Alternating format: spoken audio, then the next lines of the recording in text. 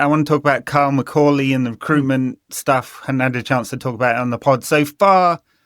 So he's an ex-City, Liverpool and Brighton analyst turned scout turned recruitment specialist. It's filling out Vivell's team here. He's obviously with us full time now, Vivell. I think everyone is pretty happy with his work so far. And then Macauley will oversee the scouting operations, which is obviously very extensive. They did rationalize it a little bit, trying to think about the cost versus benefit.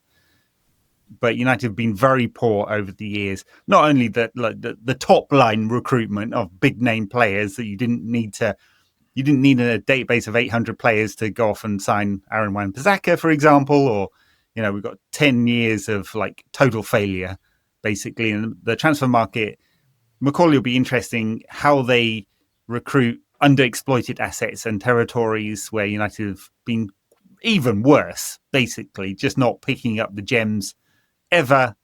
And I suspect a lot of what he's going to bring to the club is a kind of rational strategy about that. It's not about him like picking the best left back for the Paraguayan third division or whatever. It's about having the operations in place so that we can find those and surface them in the right way alongside the revamped data strategy that we have, so we make better decisions both about big name players and those are not as well known. Good step in the right direction, I think.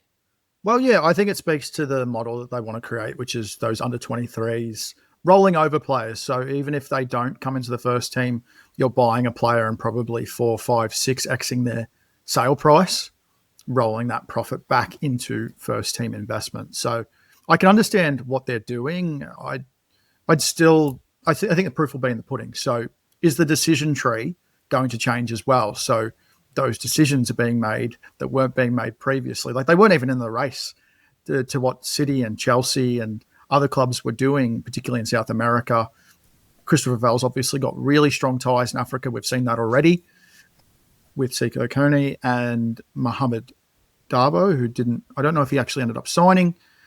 I've also got Christian Oroxo coming in. Forgive me for my pronunciation, but I actually thought when David Ornstein tweeted this, it probably spoke to the diligence and patience of how they've recruited for these roles. So they obviously considered Ben Chorley, who was at Valenciennes in the academy in France, the famous academy there. Mm-hmm. Again, forgive me on my pronunciation. But he's now at Southampton. So it also spoke to me about the influence of Christopher Vivell at the club. Obviously, he's really having an impact there. And I think we're seeing that in the players we are getting linked to, even someone like Angelo Stiller, as opposed to a Premier League signing. So they are looking a little bit differently at how they are recruiting. It's not necessarily your marketing signings anymore. Also, the influence of data. So Macaulay incorporated data into how he recruited players. Obviously, it's how it led to your Caicedos, Cucurellas, Matomas, Trossards, and Danny Welbeck. So maybe Danny Welbeck ends up for a farewell tour at United as a backup striker, which we actually really could use at the moment. So I think it's take him in a heartbeat if he's available this winter for sure. But yeah, it's interesting, but again, proof's going to be in the pudding. But I like the direction it's going in. So they're finally putting the pieces in place. Will those decisions? I'm quite optimistic on the structure they're putting together off field. I've always been quite optimistic because we simply haven't had it.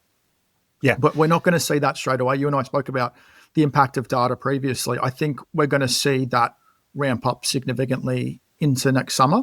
And so I'm curious with the additional headroom they've created with the new squad cost rules, which you and Jamie spoke about on United Inc., I think with the additional headroom and more room to move next summer, we're going to be able to see not just the first team signings, we're going to see more investment throughout. And I think it's a reason for optimism and a little bit of excitement for the many transfer junkies out there like me. Yeah, I'm not so much of a transfer junkie, but yeah, reason for optimism. They've taken their time. They're trying to get the recruits right. They're doing operations first. This is the correct approach. Put your strategy in place, decide where you want to go, get the right people in place to go execute on it. It's okay, I think, to strip a bunch of people out and then reorganize. When I'm thinking about strategy for an organization. Typically, you'd rather do that, even if that does mean firing people and then bringing other people in.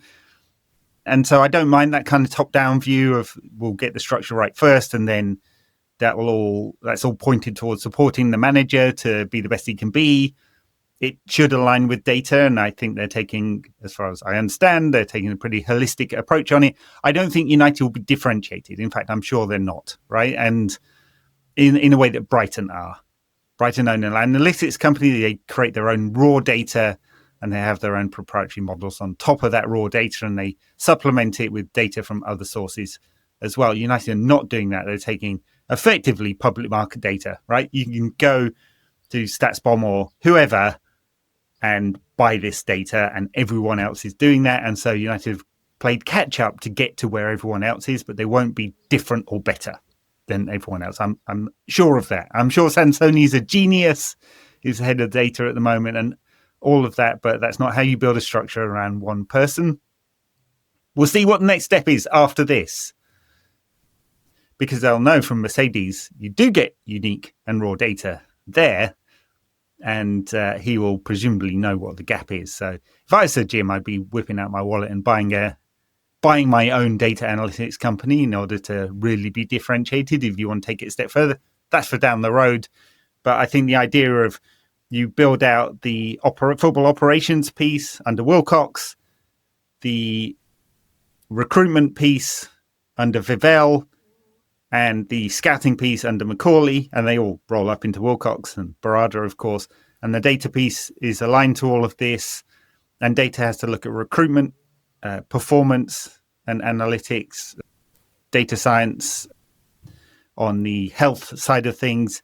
And then there's a separate data piece, which often got confused in the reporting when I was seeing it reported out in the media as around, organizational operations and marketing and stuff like that. Different kettle of fish altogether. But it feels like we're in a kind of good position operationally. Now, these people are going to go and execute on their jobs, and we hope that they've done the due diligence. They are best in class and all of that. Never thought I'd had a phrase so much, to be honest. I've grown to hate it because people mock it so much. But I'm curious whether you'd know. So with Jim buying the company, because I haven't given this any thought, with Jim buying the company, potentially, would it even make sense for him to do that now? Is that a Manchester United purchase?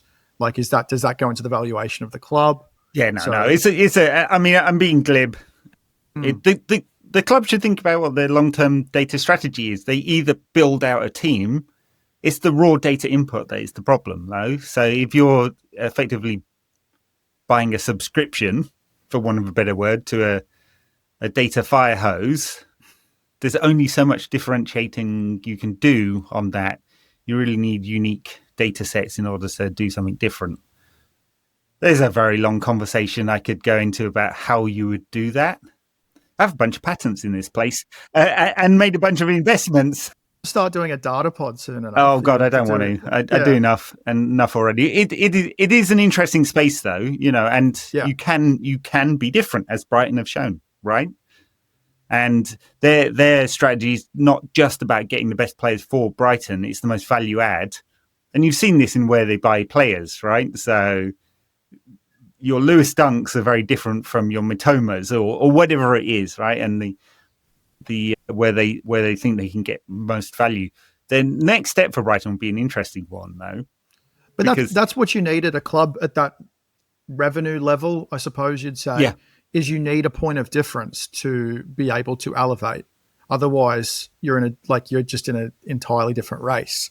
Whereas United have finally got a car in the race, so which they haven't had previously. Now they've got to decide how they build on that, because they have a point of difference in being Manchester United and the appeal that brings for the targets they'll be competing for. So what's next? Best of luck to him. Hopefully he does a great job at United. He's joined straight away, I think, as well. So he's got a few months ramp up to the summer window. I don't suppose he'll be doing anything particularly different for the winter window.